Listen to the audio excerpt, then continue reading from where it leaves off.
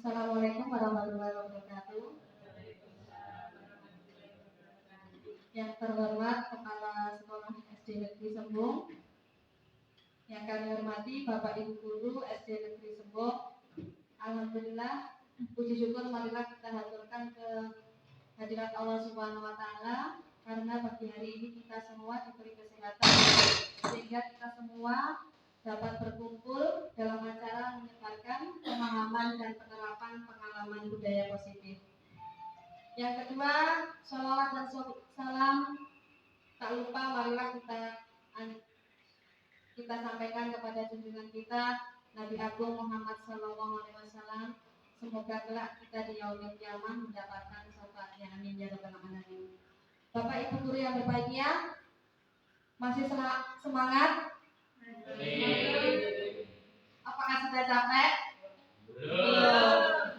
Nah, terima kasih atas waktu yang diberikan.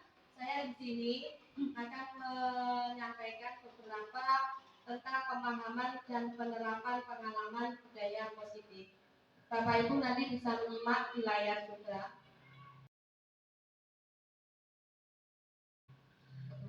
Sebelumnya akan saya sampaikan beberapa filosofi pendidikan Ki Hajar Dewantara. Nah, yang pertama adalah pendidikan adalah menuntun.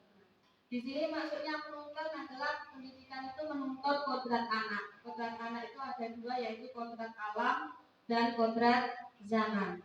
Kodrat alam di sini adalah tentang kaitannya dengan lingkungan hidup anak. Kalau anak yang di kota itu berbeda dengan potensi anak yang ada di pedesaan, itu merupakan kodrat alam. Yang kedua adalah kodrat zaman. Zaman itu akan selalu berubah.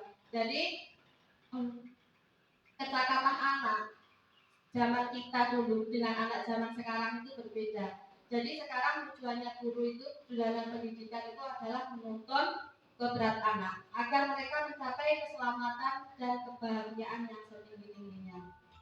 Yang kedua, pendidikan menghamba pada murid.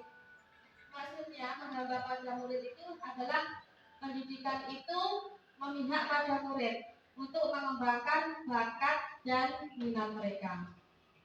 Terus yang ketiga adalah guru adalah petani. Nah, sebenarnya ada beberapa teori kaitannya guru. Kalau dulu ada teori beberapa macam, ada teori anak itu adalah ibarat kertas yang sudah ada sketsanya kita menempelkan. Nah, kalau menurut Ki Hajar Dewantara, guru adalah petani. Di sini anak diibaratkan adalah benih.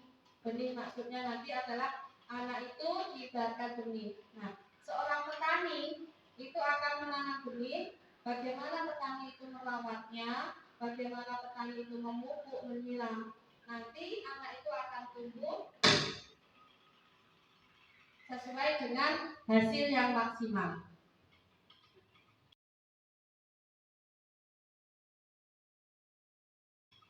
Sekarang kita akan membahas tentang budaya positif. Budaya sendiri adalah apa? Budaya itu hasil karya cipta manusia. Nah, di sini membahas budaya positif. Budaya positif merupakan nilai-nilai atau keyakinan dan kebiasaan di sekolah yang berpihak pada murid agar murid dapat berkembang menjadi pribadi yang kritis, penuh hormat dan bertanggung jawab. Dengan penerapan budaya positif ini akan menciptakan rasa aman dan nyaman pada murid dalam proses pembelajaran. Selain itu, budaya positif juga akan mendorong murid untuk mampu berpikir, bertindak dan mencipta sebagai proses memerdekakan dirinya sehingga murid akan lebih mandiri dan bertanggung jawab. Budaya positif itu seperti kebiasaan. Kalau kebiasaan sekolah kita sudah menerapkan sholat duha pada waktu pagi hari, sholat zuhur, pembacaan asmaul husna dan sebagainya. Itu merupakan contoh budaya positif.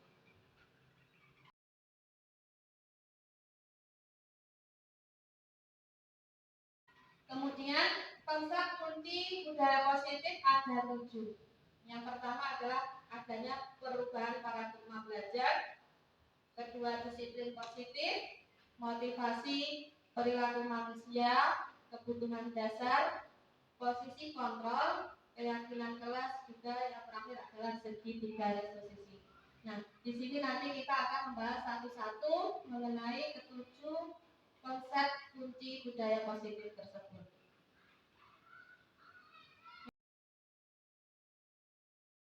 Yang pertama adalah perubahan paradigma belajar. Nah, sekarang ini kurikulum kita berubah menjadi kurikulum merdeka. Dengan adanya kurikulum merdeka, maka perubahan paradigma itu pendidikan bertujuan untuk menghadapi tantangan abad 21. Nah, paradigma ini menekankan pada keterampilan abad 21 yang kita kenal dengan profil pelajar Pancasila. Kita tahu ada 6 subelemen profil pelajar Pancasila. Yang pertama adalah beriman, bertakwa kepada Tuhan Yang Maha Esa. Maksudnya di sini Bapak Ibu anak-anak nanti akan bersikap mempunyai sikap religius. Yang kedua, berkebinekaan global. Maksudnya apa? Mungkin Bapak Ibu ada yang tahu artinya berkebinekaan global. Berkebinekaan global ini maksudnya anak-anak mempunyai semacam toleransi dengan rasa terhadap perbedaan dalam masyarakat global. Yang ketiga, gotong royong. Gotong royong Bapak Ibu sudah tahu, mandiri, bernalar kritis, dan kreatif. Bernalar kritis itu artinya anak nanti akan mampu mempunyai bersikap kritis terhadap semua permasalahan yang mungkin akan dihadapinya kelak di kemudian hari.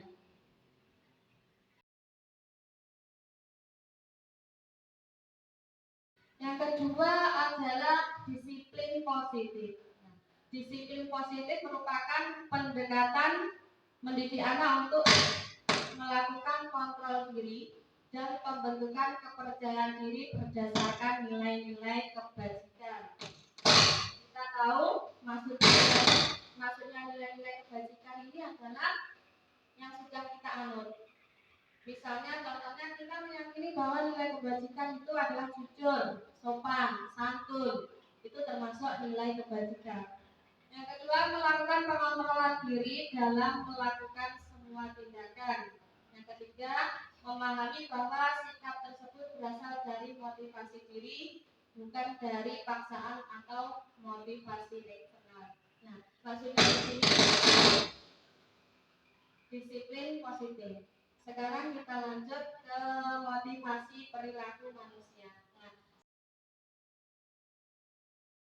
semua orang itu perilaku manusia itu kalau mau melakukan sesuatu pasti mempunyai motivasi. Apa sih tujuan kita melakukan ini?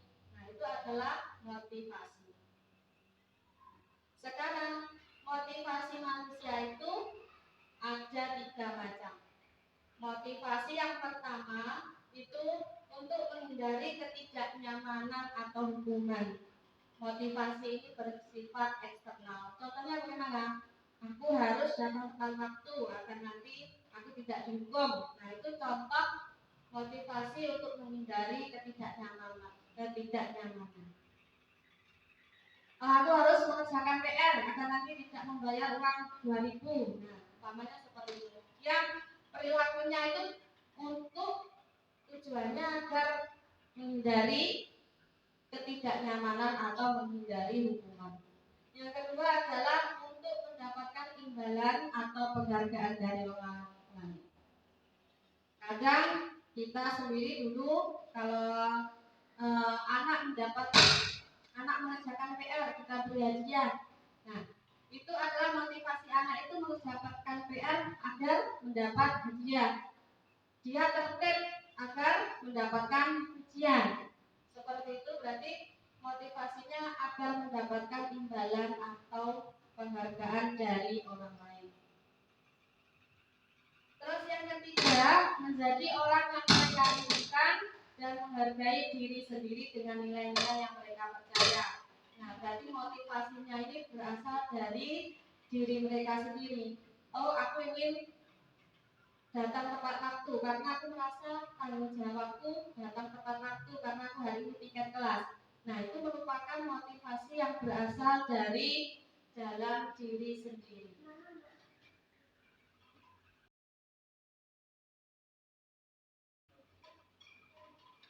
Selanjutnya, nah, dari motivasi perilaku manusia itu tadi ada istilahnya hukuman, konsekuensi, dan restitusi. Nah, dari yang pertama tadi kita kembali lagi yang pertama. Motivasi perilaku manusia yaitu untuk menghindari ketidaknyamanan atau hukuman motivasi. Ini bersifat eksternal. Nah, biasanya karena apa? Motivasi itu tadi karena hukuman. Hukuman itu bagaimana? Hukuman itu bersifat tidak terencana atau tiba-tiba.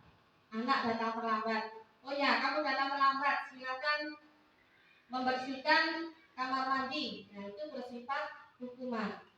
Hukuman bersifat satu arah, jadi dari pihak guru saja. Anak tidak tahu.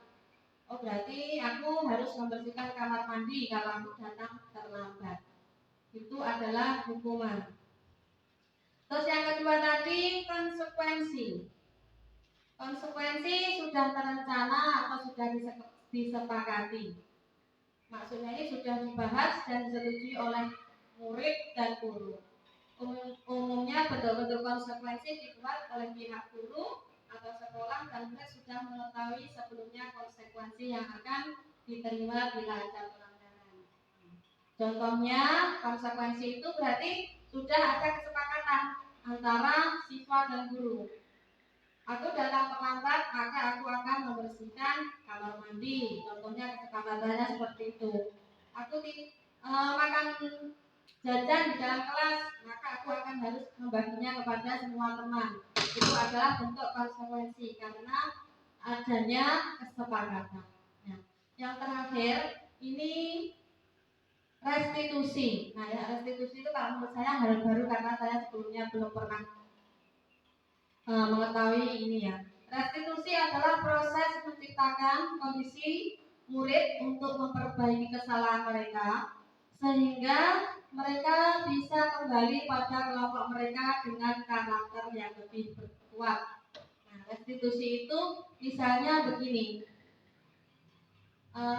sawah datang terlambat. Nah, kita tidak menghukum, tidak memberi konsekuensi. Mengapa kamu datang lambat?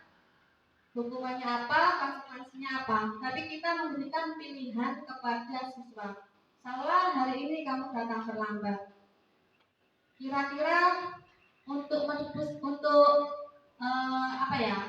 Keyakinan kelas kita, kesepakatan keyakinan kelas kita kemarin datang tepat waktu. Nah, berarti apa yang kamu lakukan untuk untuk memperbaiki kesalahan kamu. Nah, maka dia akan berpikir, murid akan berpikir, oh iya saya datang lambat. Berarti apa yang saya lakukan? Nah, restitusi itu kembali kepada anak. Berarti anak diberi pilihan apa bentuk tanggung jawabnya apabila dia datang terlambat. Itu restitusi. Dari sini mungkin Bapak Ibu ada yang bertanya atau memberikan tanggapan? Sampun, oke. Kita lanjut.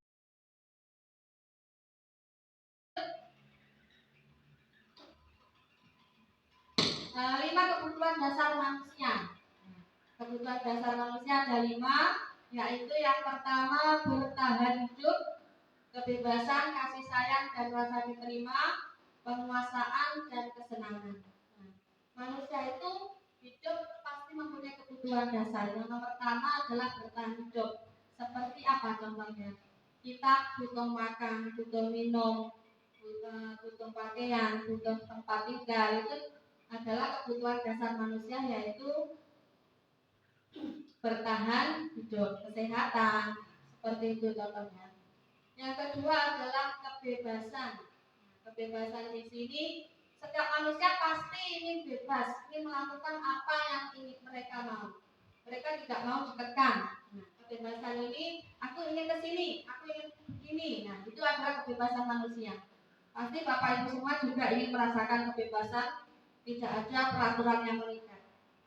Yang nomor 3 adalah kasih sayang dan rasa diterima. Nah, kasih sayang ini dalam artian semua orang itu berhak mendapatkan kasih sayang dan diterima. Diterima itu maksudnya kita itu berhak diterima dalam suatu lingkungan. Sama juga seperti misalnya dalam lingkungan sekolah seperti ini. Kalau kita dikucilkan, bagaimana rasanya? Nah, kita tentu akan merasa sakit hati, kecewa. Itu termasuk kebutuhan dasar manusia. Yang keempat adalah penguasaan. Penguasaan diri manusia dalam dirinya masih tetap ada rasa ingin menguasai terhadap sesuatu, menguasai, ingin menjadi yang terbaik, ingin mencapai kompetensi yang setinggi-tingginya. Itu maksudnya adalah penguasaan. Setiap manusia pasti mempunyai dalam hati kecilnya mempunyai kebutuhan seperti itu. Tidak ada manusia yang mengalir begitu saja, tidak mungkin. Kita ingin menjadi seseorang yang lebih. Nah, itu adalah penguasaan. Dan yang terakhir adalah kesenangan. Kesenangan di sini adalah semua manusia itu senang. Kesenangan dalam berbagai cara. Bisa dalam hal mungkin kita bisa dalam rekreasi, contohnya dalam kegiatan lainnya. Itu adalah 5 kebutuhan dasar manusia. Setelah itu kita lanjut ke posisi kontrol. Posisi kontrol ini adalah, sebelumnya saya akan menyampaikan posisi kontrol itu adalah posisi seorang guru. Posisi seorang guru untuk mengontrol tingkah laku dari siswanya. Ada beberapa macam posisi kontrol. Yang pertama adalah pemberi hukuman. Pemberi hukuman di sini maksudnya apa? Bila murid melakukan kesalahan, posisi kontrol guru adalah pemberi hukuman. Contohnya begini, kamu selalu saja salah, mengerjakan PR saja tidak bisa. Itu adalah pemberi hukuman. Biasanya sifatnya tegas, keras. Nah, kadang anak merasa takut dengan pemberi hukuman ini. Ini posisi guru sebagai pemberi hukuman. Secara tidak langsung kita semua pasti pernah berada pada posisi ini, yaitu pemberi hukuman. Terus yang nomor 2 adalah pembuat rasa bersalah. Di sini guru tidak langsung menghukum, tapi untuk membuat siswa merasa bersalah. Ibu sangat kecewa sekali dengan kamu.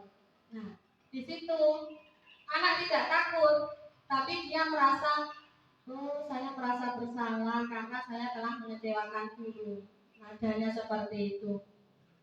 Di situ siswa merasa bersalah terhadap kesalahannya. Posisi kontrol selanjutnya adalah teman. Nah, di sini sebagai teman berarti guru bertindak sebagai teman layaknya teman bagi seorang murid. Contohnya kalau dalam kalimatnya, ayo bantulah demi bapak ya. Nah, ini posisinya sebagai teman. Dia meminta bantuan kepada murid. Contohnya murid hari ini melakukan kesalahan, ramai dalam kelas. Ayo bantulah demi bapak ya. Dia ingin muridnya tenang. Maka dia kalimatnya seperti itu. Terus pemantau. Nah, pemantau ini tugasnya hanya memantau. Beberapa anak ramai dalam kelas. Kalau kita sebagai pemantau, bapak ibu guru cuma bilang begini, peraturannya apa? Nah, dia berdasarkan tata tertib yang dibuat oleh sekolah tadi. Berarti peraturannya apa? Kalau kita ramai dalam kelas, peraturannya apa? Konsekuensinya apa? Seperti itu. Terus yang terakhir adalah sebagai manajer. Nah, manajer di sini berarti guru akan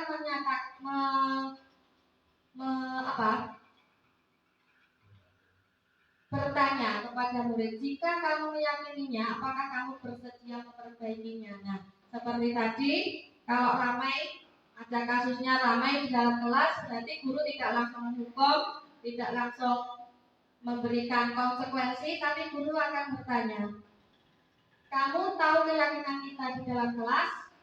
Tidak boleh, harus tenang di dalam kelas. Nah, sekarang apakah kamu bersedia memperbaikinya? Memperbaikinya di sini berarti guru tidak langsung menghukum. Kalau yang namanya dalam kelas pergi keluar, kami seperti itu. Nah, jadi guru akan memberikan pilihan lagi. Nah, berarti posisi kontrol guru di sini adalah sebagai manajer. Nah, sekarang Bapak Ibu, kita semua pasti sudah melaksanakan posisi kontrol itu semua. Walaupun secara tidak sadar kita sudah melakukan semua posisi kontrol. Nah, sebaiknya bagi seorang guru, posisi kontrol apa yang seharusnya?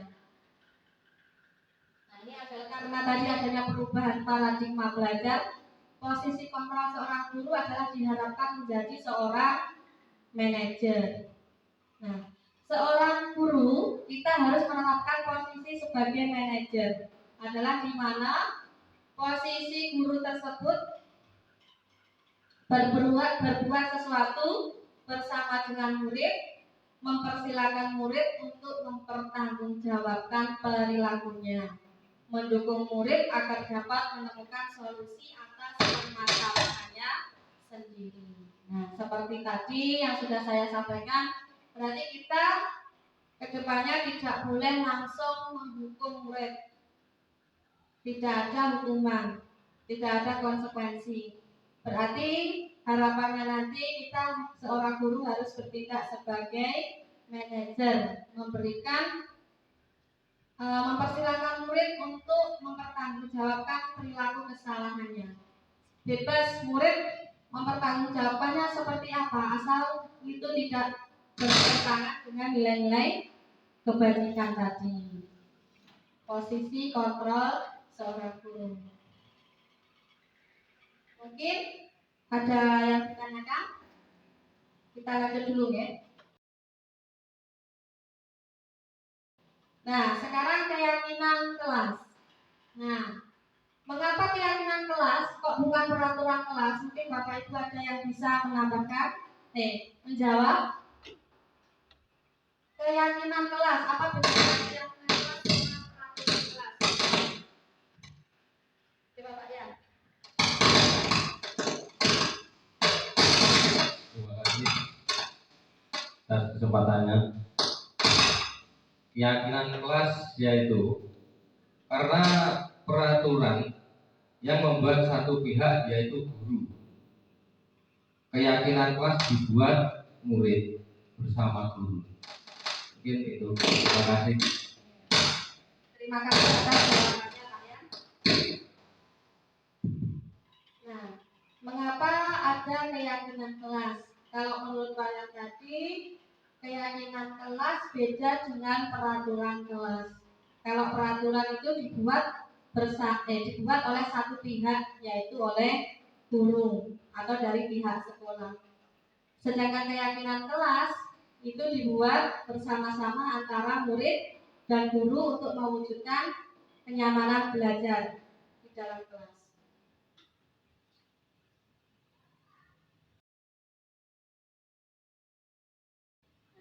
Di sini, mengapa kok kita sekarang harus membuat keyakinan kelas? Nah, tadi seperti tadi, ada motivasi perilaku, posisi kontrol seorang guru. Nah, mengapa kok kita harus membuat keyakinan kelas kok bukan peraturan, kesepakatan? Nah, beda lagi kesepakatan, keyakinan sama peraturan. Beda lagi. Nah, kalau tadi peraturan sifatnya apa? Hukuman. Nah, peraturan itu hukuman. Kalau ada peraturannya ini berarti hukumannya seperti ini. Itu peraturan. Terus ada lagi kesepakatan. Kesepakatan berarti kalau ada kesepakatan berarti ada konsekuensi. Nah, konsekuensinya. Nah, sekarang kita keyakinan kelas. Nah, keyakinan kelas ini dibuat kalau melakukan kesalahan, maka kita tadi apa bentuknya? Pelanggaran terhadap keyakinan. Nah, restitusi.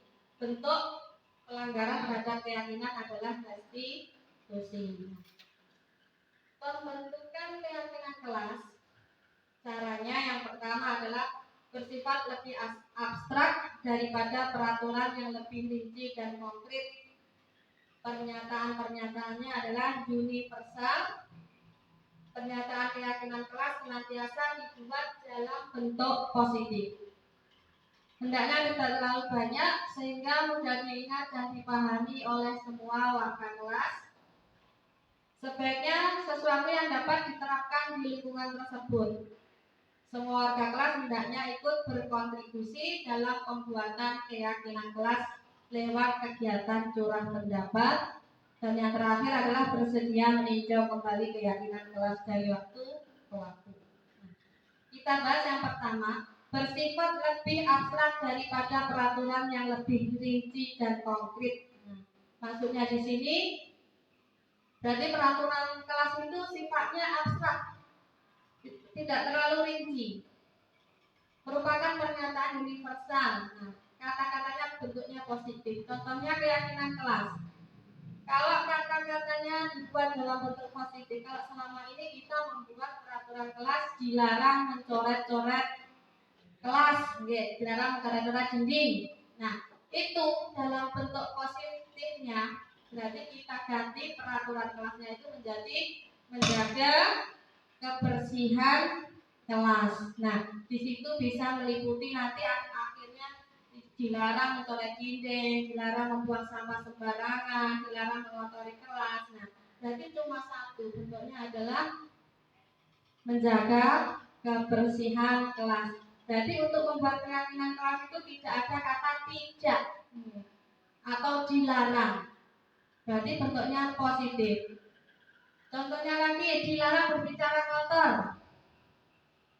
Itu bentuk peraturan. Kalau kita dulu membuatnya seperti itu, dilarang berbicara kotor.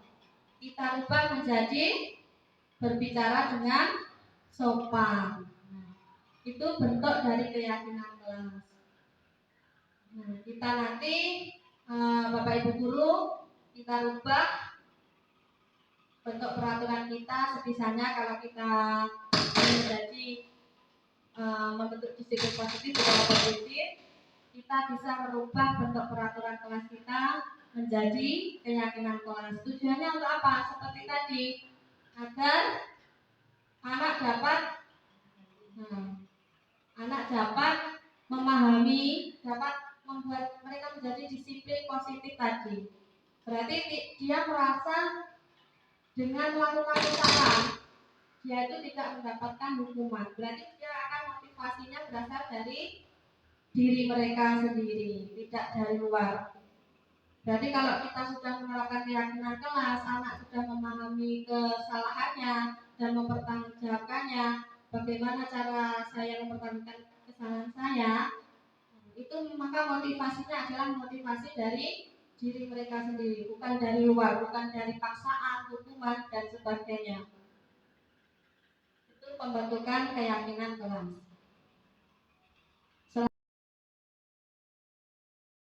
Selanjutnya, dalam keyakinan kelas ada nilai-nilai kebajikan. Nilai kebajikan bahwa menekankan pada keyakinan seseorang akan lebih memotivasi seseorang dari dalam.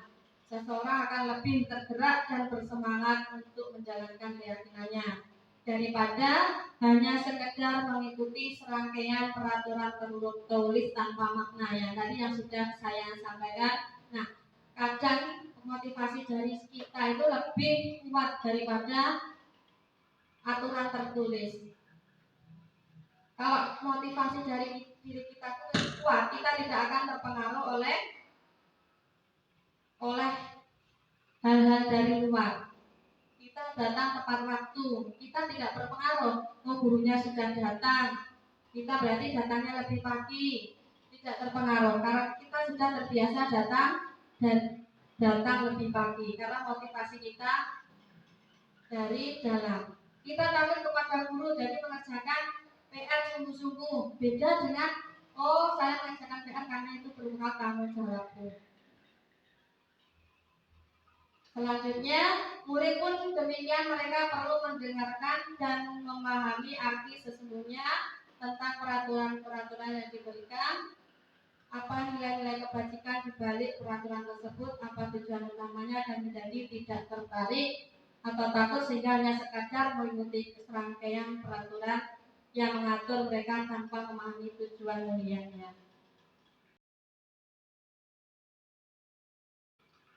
Kita ke yang terakhir adalah segitiga restitusi. Bisa berapa?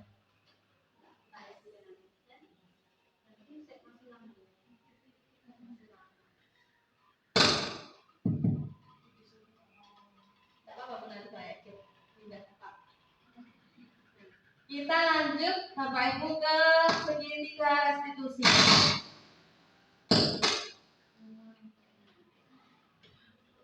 Segitiga restitusi. Nah, di sini tadi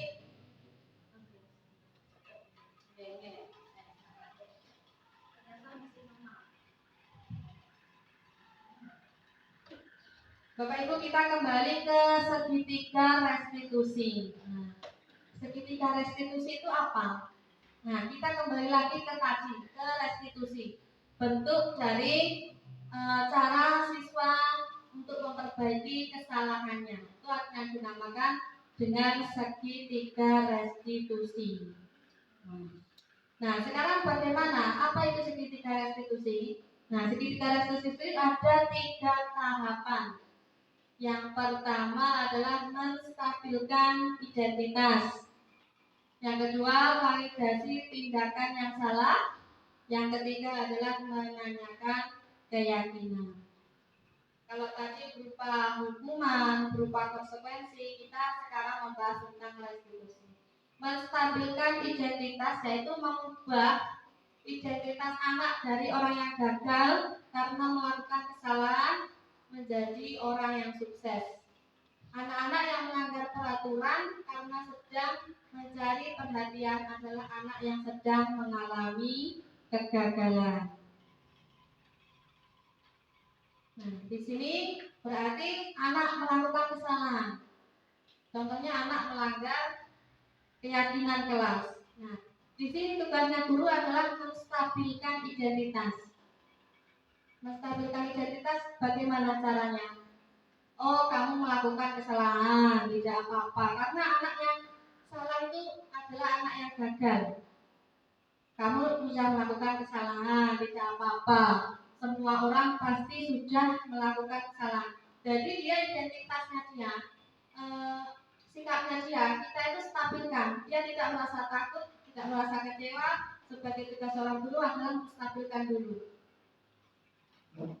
Kamu tidak apa-apa melakukan kesalahan karena semua orang melakukan kesalahan.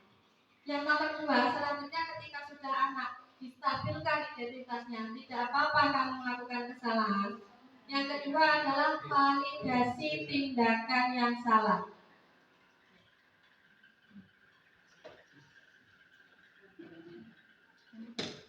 Validasi tindakan yang salah. Nah, setelah anak distabilkan, nah guru menanyakan setiap tindakan kita dilakukan dengan sesuatu tujuan yaitu memenuhi kebutuhan dasar. Guru menanyakan, mengapa kamu melakukan kesalahan itu?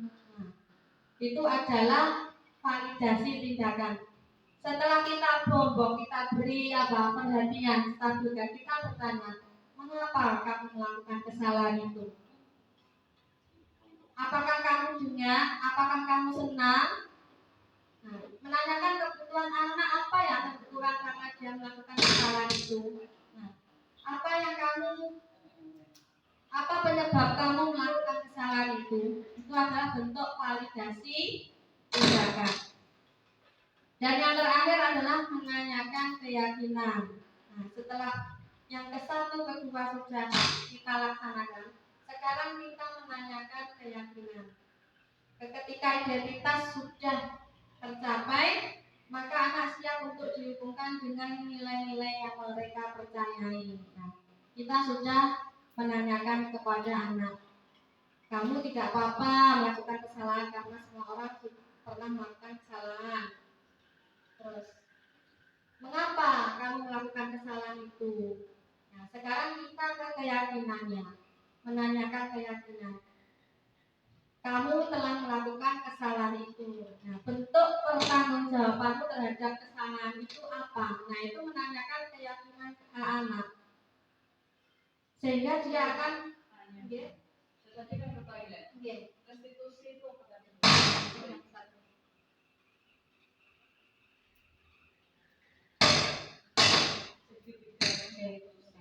Terima kasih Bunda. Kami ulang lagi. Tadi ada ini, kita kembali lagi ke sini sebentar. Nah, kita kembali lagi ke sini. Motivasi perilaku manusia. Nah, tadi manusia itu melakukan sesuatu karena ada 3 motivasinya. Mengapa kita melakukan ini, melakukan itu? Karena ada 3 motivasi dari dalam kita, dari dalam diri. Yang pertama adalah karena adanya hukuman. Kita takut akan adanya hukuman. Yang kedua, apa Bu untuk? Nah, kalau motivasi perilaku atas hukuman itu bersifat eksternal. Kita takut akan peraturan tersebut tadi, peraturan. Yang kedua adalah konsekuensi karena adanya kesepakatan. Nah, yang ditanyakan Bunur adalah restitusi. Nah, restitusi adalah proses menciptakan kondisi bagi murid untuk memperbaiki kesalahan mereka sehingga mereka bisa kembali pada kelompok mereka dengan karakter yang lebih kuat. Berarti ini restitusi ini semacam murid mempunyai pilihan. Kalau dia melakukan kesalahan, bentuk tanggung jawabnya itu seperti apa? Restitusi itu berarti tidak berdasarkan pilihan guru, tetapi berdasarkan pilihan murid. Nah, itu adalah restitusi. Tapi ini juga harus berdasarkan dengan nilai-nilai kebajikan yang ada. Nilai kebajikan tadi seperti apa? Berarti tidak melanggar nilai kebajikan, tidak melanggar nilai norma. Itu seperti itu bentuk dari restitusi. Contohnya, kembali lagi ke sini. Contohnya kalau anak datang terlambat, restitusinya mungkin dia akan memilih, baik Bu, saya tidak datang terlambat, saya datang terlambat, maka saya tidak akan mengulangnya lagi. Mungkin bentuk restitusinya seperti itu. Atau mungkin dia kalau untuk tanggung jawabannya, mempertanggungjawabkannya ingin lebih, boleh. Kalau saya datang terlambat, maka saya ingin tiket kelas saja Bu hadisnya. Nah, itu terserah anak.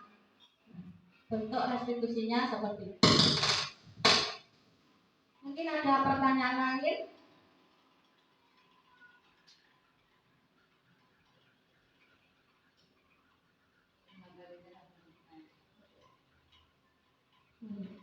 Kita lanjut lagi, kembali lagi ya Bapak Ibu ke segitiga restitusi tadi. Mungkin dari sini ada yang ditanyakan sebelum saya lanjutkan. Bu Ani, ya, bisa mau menanyakan apa?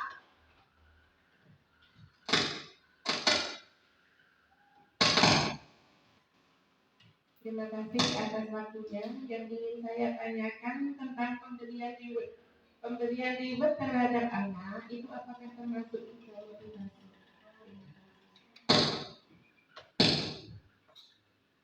Terima kasih Bu Ani. Nah, saya ingin menjawab. Nah, pemberian reward.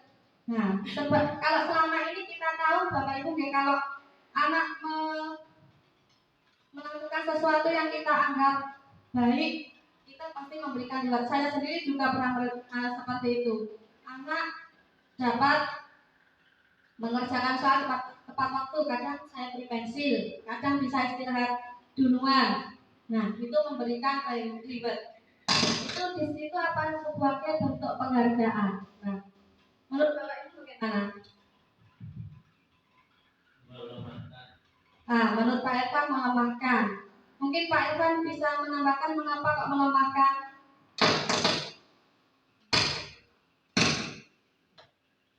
anak akan jadi ketergantungan dan juga berharap bisa intinya lebih ke ketergantungan tadi. Jadi dia berbuat suatu yang baik atau yang sesuai dengan nilai, berharap agar mendapatkan hadiah atau imbalan dari guru, dan itu akan sangat melemahkan bagi karakter siswa. Terima kasih Pak. Bisa memotivasi yang lain juga. Oke, Tribun. Bisa menumbuhkan motivasi teman-teman lainnya. Jadi akan tertarik. Oh, itu mengerjakan selesai duluan. Nah, akhirnya dapat istirahat atau dapat hadiah. Memang kalau itu berkelanjutan bisa berakibat seperti yang disampaikan oleh Pak Irfan tadi. Tapi kalau ini anak-anak di usia sekolah mesti ada rasa ingin seperti yang lain. Jadi yang lainnya akan ikut berlomba-lomba untuk segera menyelesaikan, atau suatu saat kalau ada lagi ingin cepat selesai duluan. Meskipun kadang-kadang reward yang diberikan itu tidak dipakai, tapi pada waktu menerimanya itu sempurna sekali. Bar-bar itu ditaruh, kadang mungkin tidak dipakai, tapi bangga di depan teman-temannya. Terima kasih Bu Nur dan Pak Irfan. Nah, pertanyaannya lagi, apakah reward atau penghargaan itu reward itu bentuk penghargaan, salah satu motivasi. Nah, kalau secara tidak langsung memang itu merupakan motivasi apa Bapak Ibu? Eksternal apa internal mungkin? Eksternal. Kembali lagi ke tadi, motivasi manusia itu ada 3. Motivasi karena mendapatkan hukuman, karena yang kedua motivasi karena ingin mendapatkan penghargaan atau kepercayaan dari orang lain, yang ketiga adalah motivasi dari kita sendiri. Nah, motivasi eksternal itu sifatnya tidak istilahnya, motivasi dari eksternal itu sifatnya tidak kuat seperti motivasi dalam diri kita sendiri. Nah, penghargaan memang bentuknya motivasi tapi bersifat internal. Bu Ani mau menambahkan? Gitu.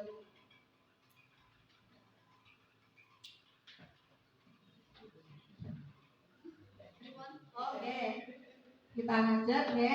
Memang kembali lagi tadi, motivasi itu kalau bersifat eksternal itu akan dalam jangka pendek.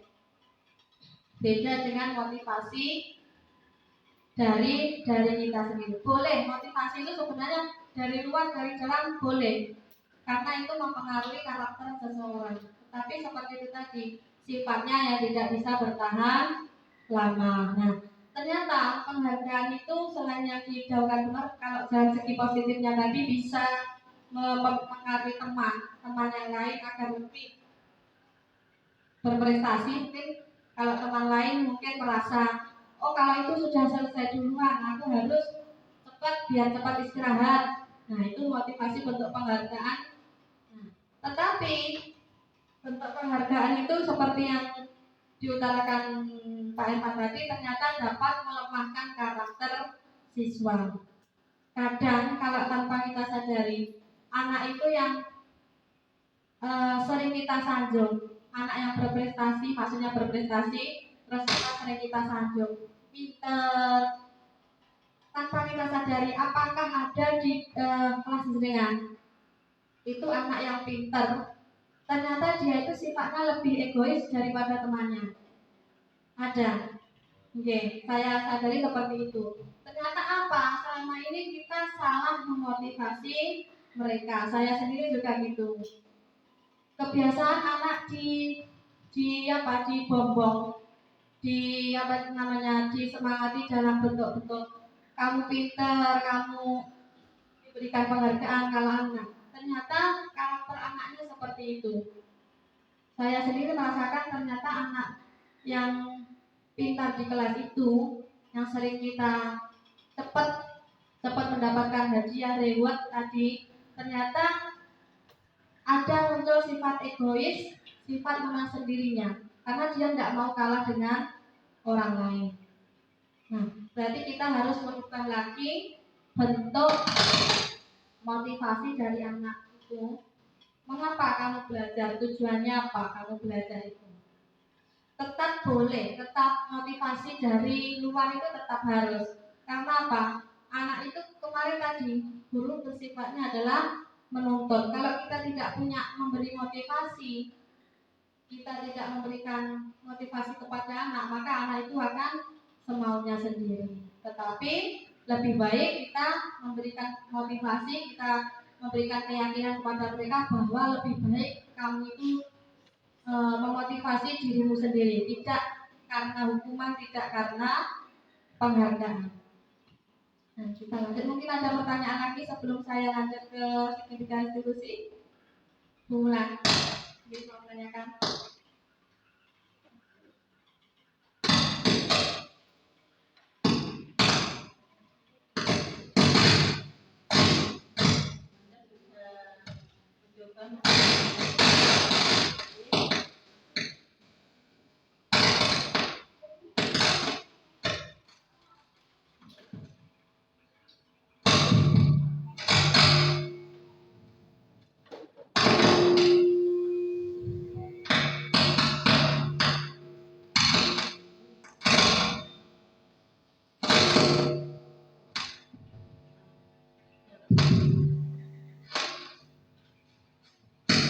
Saya mau bertanya, Anda sedang mencoba membangun budaya positif di kelas. Kira-kira adakah tantangannya?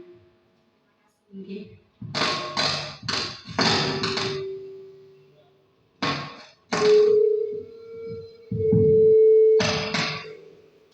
Terima kasih. Pertanyaannya Bu Mulan adalah tantangan yang saya hadapi setelah saya menerapkan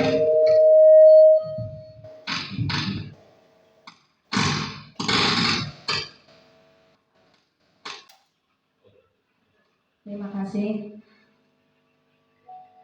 Pertanyaan dari Bu Mulan yaitu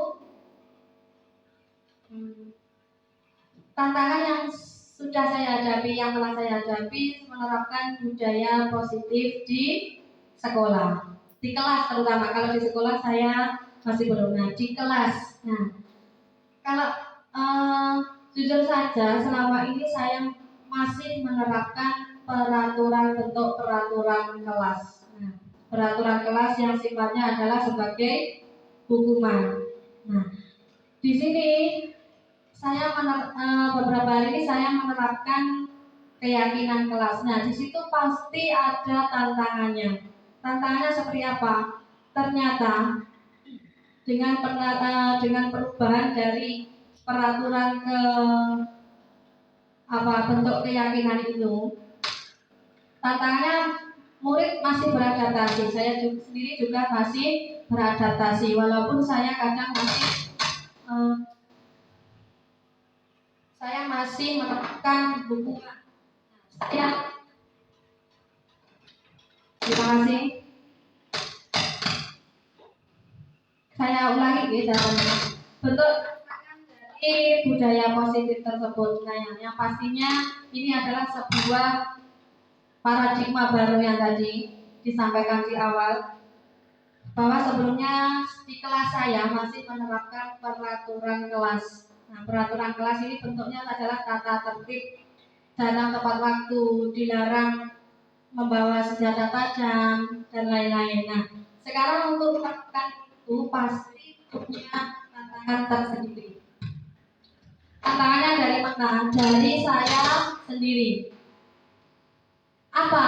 Karena untuk proses menuju ke keyakinan kelas, saya kadang masih menerapkan sifatnya hukuman, konsekuensi kepada anak. Nah, jadi perlu adaptasi lagi tentang pembentukan penerapan budaya positif di kelas. Terima kasih. Mungkin ada pertanyaan lagi. Saya lanjutkan lagi Bapak Ibu. Ini tadi kembali ke segitiga restitusi tadi. Dari sini mungkin Bapak Ibu sudah paham apa maksudnya dari segitiga restitusi tadi. Segitiga restitusi saya ulangi lagi ya. Kalau restitusi itu adalah suatu pilihan bagi anak untuk mempertanggungjawabkan kesalahan mereka. Nah, ada tiga tahapan untuk anak mempertanggungjawabkan kesalahannya. Yang pertama adalah menstabilkan identitas. Seperti tadi, identitas pada waktu contohnya anak datang terlambat, kita stabilkan dulu identitasnya. Dia mungkin kalau dia datang terlambat dia akan merasa takut, merasa kecewa. Nah, kita stabilkan dulu agar dia tidak merasa takut, tidak merasa kecewa. Caranya bagaimana? Kita tanya, oh tidak apa-apa, semua orang melakukan kesalahan. Kita stabilkan dulu identitasnya. Yang kedua adalah validasi tindakan. Nah, kamu setelah kita stabilkan tadi, kita bertanya, kamu sudah melakukan kesalahan, yaitu melanggar keyakinan kelas. Terus mungkin apa yang menyebabkan kamu melanggar? Nah, itu bentuk validasi tindakan. Apa penyebab dan mengapa dia melakukan kesalahan itu? Terus yang terakhir adalah bentuk menanyakan tahapan terakhir, yaitu setelah kita menanyakan apa, mengapa, kita tanyakan keyakinannya. Apakah perilakumu itu sesuai dengan keyakinan kelas? Nah, kita akan menanyakan keyakinannya dan bentuk tanggung jawabmu adalah apa, sehingga kita tidak langsung menghukum. Nah, ini adalah alur dari segitiga restitusi. Bapak Ibu, ini saya sampaikan contoh video. Ternyata tidak bisa diputar. Ini waktu saya melakukan restitusi kepada Revan. Terima kasih Bapak Ibu, mungkin sampai di sini ada yang ditanyakan. Boten ya. Terima kasih atas waktu yang telah diberikan. Semoga yang saya sampaikan ini dapat bermanfaat bagi kita semua. Atas kurang lebihnya saya mohon maaf yang sebesar-besarnya. Wassalamualaikum warahmatullahi wabarakatuh.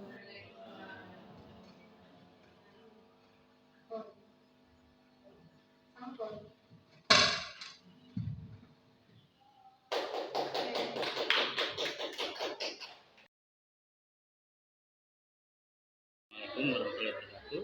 Saya Ervan Afandi, guru kelas 4 SD Negeri Sumbung. Kebetulan rekan Ibu Nur Umi Habibi di Pendidikan Berbendera Angkatan 9 Kabupaten Sumbung.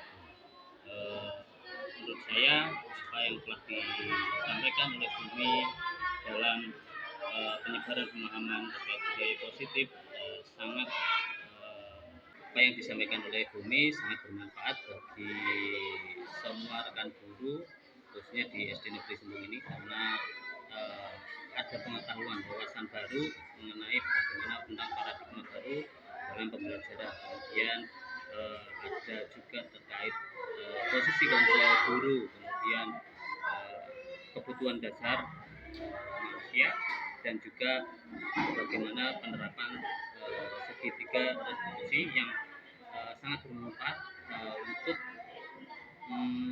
mencari solusi dalam apabila dalam pembelajaran terjadi permasalahan kepada anak didik kita.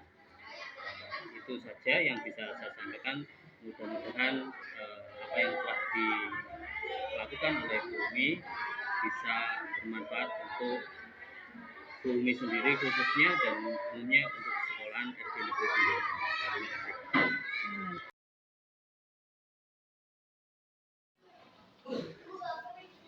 Assalamualaikum warahmatullahi wabarakatuh.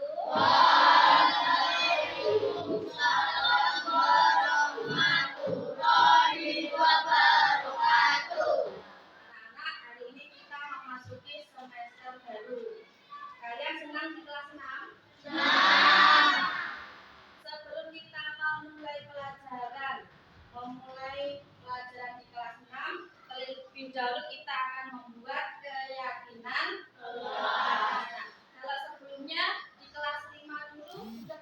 membuat?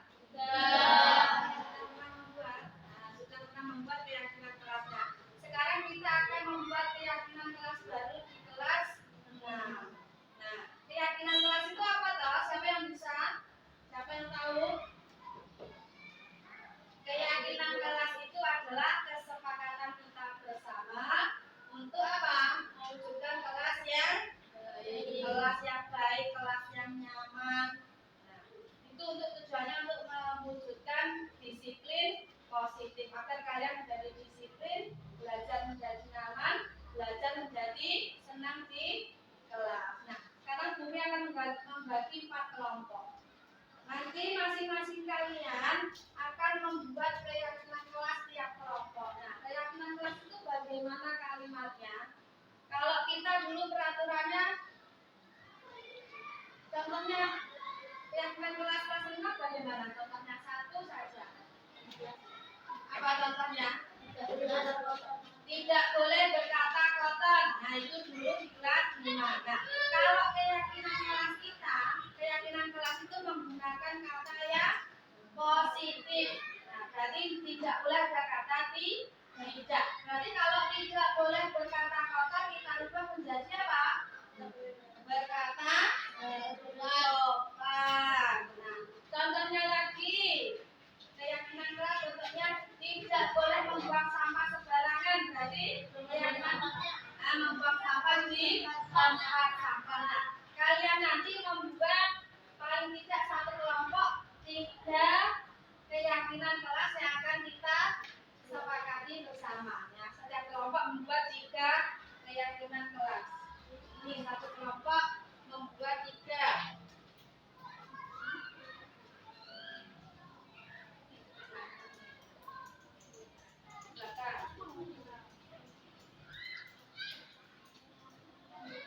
Satu kelompok isinya nanti 3 buah keyakinan kelas. Kalau tadi contohnya ditulis lagi tidak apa-apa. Berkata sopan. Terus apa lagi? Membuang sampah di tempat sampah. Nah, silakan kalian membuat keyakinan kelas satu kelompok 3 buah keyakinan kelas nanti kalau sudah akan dirangkum bersama.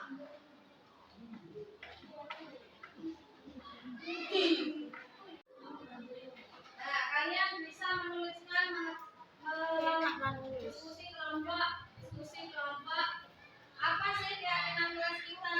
Tadi yang pertama kalau berkata sopan. Berarti kalau tidak itu berarti apa? Negatif. Berarti harus yang kalimatnya positif tadi. Nah, membuang sampah pada tempatnya. Apalagi contohnya? Berarti melaksanakan piket kelas.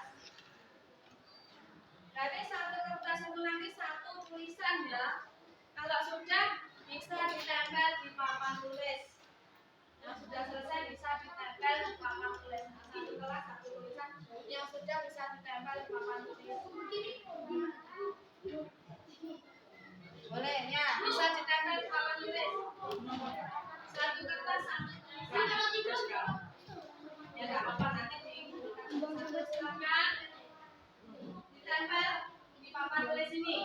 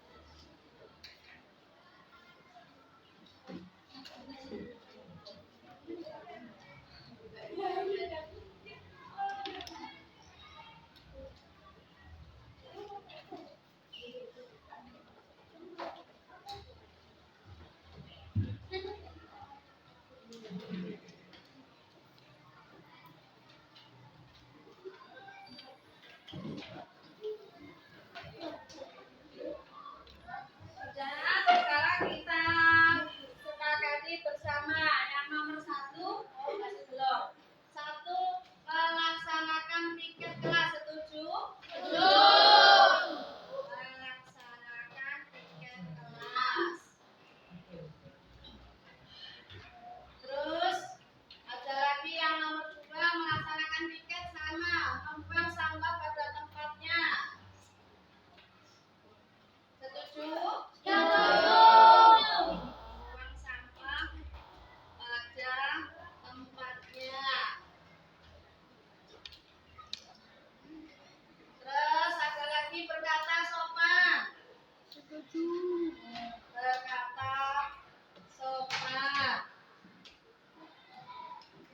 Membuang sampah, berkata sopan, sama-sama. Berteman dengan baik, maksudnya berteman dengan siapa saja. Berteman dengan semua teman.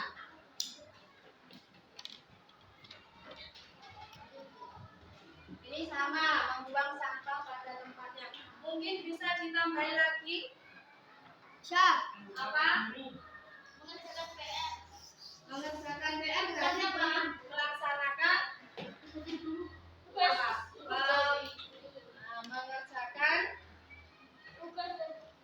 Mematuhi perintah guru. mengerjakan tugas. Terus apa lagi? Mungkin menambah yang maksudnya ini tidak mencoreti bangku berarti tidak menjadi apa? Negatif. Nah, negatif berarti kalau mencoret-coret itu hubungannya dengan Siap. kebersihan berarti menjaga kebersihan. Sudah? Apa ditambahin lagi? Sudah. Terima kasih. Ini keyakinan kelas kita 1 sampai 6. Nanti berarti kalau ada yang melanggar bagaimana? Akan mendapatkan restitusi nanti. Konsekuensinya nanti terserah kalian. Tanggung jawab kalian untuk mematuhi keyakinan kelas. Terima kasih. Wassalamualaikum warahmatullahi wabarakatuh. Waalaikumsalam warahmatullahi wabarakatuh. Assalamualaikum warahmatullahi wabarakatuh. Perkenalkan, nama saya Ratu Bayu Anu Sumawati, siswa kelas 6 SD Negeri Sembung Tulungagung. Saya sangat senang pada saat pembuatan keyakinan kelas yang dibimbing oleh guru. Karena dengan adanya keyakinan kelas yang dibuat, kami akan lebih bertanggung jawab terhadap kewajiban kami di kelas. Dan dengan adanya keyakinan kelas tidak akan membuat kami merasa dihukum. Demikian umpan dari saya. Wassalamualaikum warahmatullahi wabarakatuh. Assalamualaikum warahmatullahi wabarakatuh. Perkenalkan, nama saya Muhammad Raska Febrian, siswa kelas 6 SD Negeri Sembung Tulungagung. Saya sangat senang pada saat pembuatan keyakinan kelas yang dibimbing oleh Bumi. Karena hal ini merupakan kegiatan baru di SD Negeri Sembung. Sebelum kami akan dihukum sesuai dengan peraturan jika melanggar tata tertib, tapi sekarang kami bisa menentukan bentuk tanggung jawab kami terhadap kesalahan yang kami perbuat. Demikian umpan balik dari saya. Wassalamualaikum warahmatullahi wabarakatuh.